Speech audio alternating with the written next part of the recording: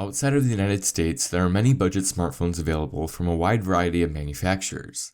Although the worldwide budget smartphone market is pretty competitive, many of the phones intended for worldwide markets do not fully support US carriers. Manufacturers have found it difficult to enter the US market with budget smartphones due to the low cost of subsidized on-contract phones. This has left a void in terms of what you can officially buy for under $200 in the US. Huawei is trying to fill this void with the Huawei Snapto, a $180 smartphone with support for both AT&T and T-Mobile 4G LTE. So is the Snapto worth your budget smartphone buying buck? This is Bailey Stein with Android Authority, and this is my full review of the Huawei Snapto. When it comes to design, the Snapto takes a fairly simplistic approach. The device is made completely of matte plastic and the rear cover has a leather-like texturized finish. The finish does make the phone feel pretty nice in the hand for a budget device. The edges taper ever so slightly and the leather finish makes its transition to smooth plastic. The glossy plastic wrapping around the edges of the display looks nice and goes well with the smooth edges. Both the power and volume buttons are on the right side of the phone and have a similar glossy finish. Both buttons are responsive, but don't feel incredibly satisfying. The 5-megapixel rear camera is positioned towards the top right on the back of the phone right above the flash. The Huawei logo appears at the center and the speaker is on the bottom left. The micro USB port is on the bottom right of the phone, next to the device's primary microphone. The headphone jack is at the top center, slightly to the right, and the secondary microphone is on the left. On the front of the phone, you can see a bit of Huawei branding on the bottom chin, and a 2-megapixel front-facing camera at the top right. There is a notification LED at the top left corner, which I really appreciated. There does seem to be a considerable amount of bezel, especially considering that the phone uses on-screen buttons. At 9.14mm, it is on the slightly thicker side, and it's also an average 150 grams. Taking off the rear cover, you'll find a single micro SIM slot and micro SD card slot. You can expand the device's 8GB of internal storage by using a micro SD card up to 64GB. Unfortunately, you can't access the 2200 mAh battery. There's nothing all that special about the design, and it's clear that Huawei has instead focused on the device's internals rather than its design. That's not necessarily a bad thing, but if you're looking for something more aesthetically pleasing, you'll likely be disappointed. The Snapto's 5-inch 720p display looks okay, but there is a lack of contrast and the viewing angles are not very good. Once you hit about 45 degrees, the brightness and quality drop significantly. Sunlight readability also is not very good, as I had trouble reading text while outdoors. It's also kind of a fingerprint magnet. Despite my best efforts to keep the display free of smudges, it still managed to collect fingerprints. With a quad-core Snapdragon 400 processor clocked at 1.2 GHz and just 1 GB of RAM, the phone does feel a bit sluggish when it comes to everyday performance. The benchmark scores accurately reflect the actual performance of the device, as the phone scored a 17,951 in Antutu and 343 single-core, 1,150 multi-core in Geekbench. The phone is certainly usable, but it's slow to the point where the slowness is not only noticeable, but also sometimes annoying. For example, the preloaded Google keyboard rarely kept up with what I was typing when doing simple tasks like composing text messages. This is an incredibly frustrating issue that is annoying and inconvenient. There were also times when I would open an app and then go back to the launcher to find that the system removed it from memory. This caused about a 2 to 3 second delay for all of my app icons to reappear. The 1 GB of RAM really does hinder the performance when opening more than a couple of apps. The Adreno 305 GPU performs well while playing games, however graphic-intensive games like Asphalt 8 had lower frame rates and the occasional stutter. What sets the Huawei Snapto apart from similarly priced devices is its support for GSM 4G LTE networks in the United States. The Snapto supports quad-band GSM, 850, 1900, 2100 AWS for HSPA+, and LTE bands 2, 4, 5, 17, and 12. This means that the phone supports up to 4G LTE on all GSM carriers in the United States, including AT&T, T-Mobile, and their respectable MVNOs. The Snapto also has the usual GPS, 802.11n, Wi-Fi, and Bluetooth 4.0 support. The rear speaker on the Snapto sounds pretty good actually. I wasn't expecting much out of a budget device, but I was pleasantly surprised to find good sounding audio.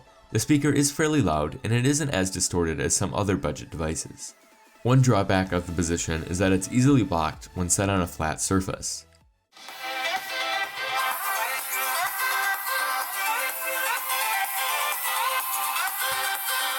The 5 megapixel rear camera on the Huawei Snapto did not perform well.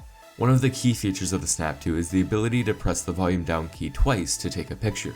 This is a really handy feature, but the camera itself isn't very good. The pictures it took were consistently out of focus and lacked sharpness. The camera app is easy to use, with a few different shooting modes to choose from. You can manually adjust white balance and ISO. Battery life on the Snapto was surprisingly great.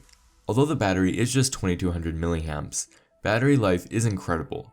My day starts at 7 AM and ends at 1 AM the next day, and I had no trouble getting the phone to last through a full day of use and then some. It's not that I wasn't using the phone during that time either, as I was able to get in just under 5.5 hours of screen on time. Battery life is definitely a strong point on the Snapto, and I did appreciate the power saving modes in the system settings.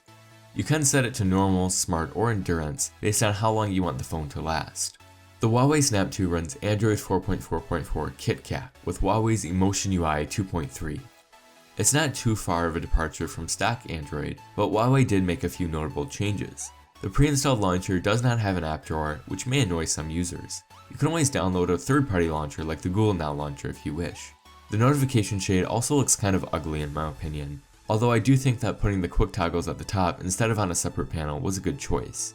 The app icons don't look very good either, and the icons used for setting items continue this trend.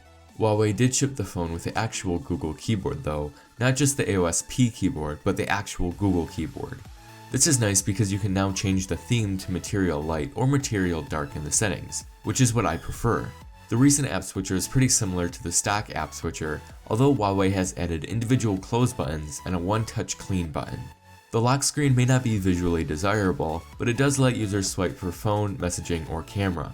You can also quickly swipe up to open tools including calendar, calculator, flashlight, and clock. That's nice and all, but I still prefer being able to see my notifications quickly and easily, so I installed AC Display, which sort of emulates the Motorola Active Launcher. I did really enjoy the ability to change each volume profile by pressing the setting button after adjusting the volume. I really wish that every Android phone had this feature, as it's extremely annoying to have to go into the system settings on other devices. There are a few pre-installed apps that come with the Huawei Snapto, but it's not bad, and you do have to keep in mind that you'll be free of any carrier bloatware. Huawei does give users the options to use a simple home screen mode if you prefer to have a cleaner looking launcher.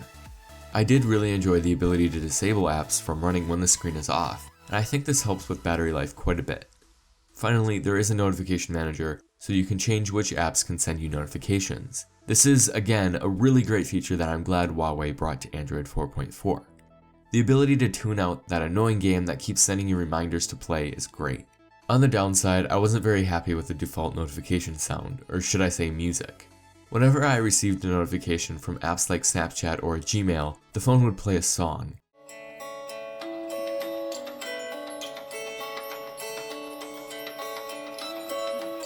I think that's kind of excessive, and I'm very confused as to why this would be the default setting. I see how some users may appreciate the option to have the phone play a 1-minute song for their occasional text messages, but for someone who receives notifications quite frequently, this got annoying really quickly. Luckily, you can change this in the settings. You can pick up the Huawei Snapto in black or white with 8GB of internal storage for $180 on Amazon or gethuawei.com. That's a pretty good price, but I'm afraid that there may be better options available for many users. While the Snapto does have some strong selling points like LTE support, a good sounding speaker, and incredible battery life, I don't think that this is a good choice for the average user. Buying a budget smartphone officially with LTE support in the US is great, but you really have to ask yourself whether you're willing to give up a lot of what makes a smartphone good. The Snapto's display, performance, and camera are all pretty disappointing, and that makes the phone a tough sell. Put simply, there are similarly priced options like the Moto G 2nd generation and Asus Zenfone 2 that are just much better phones overall. That's not to say that there isn't a market for the Huawei Snapto, but I wouldn't recommend it over the above mentioned devices. Thank you for watching this video, and please make sure to give it a thumbs up below if you found it helpful or informative. Also, please make sure to subscribe to the channel if you'd like to see more content, and feel free to leave a comment below. Finally, be sure to visit the Android Authority website for additional coverage, as we are your source for all things Android.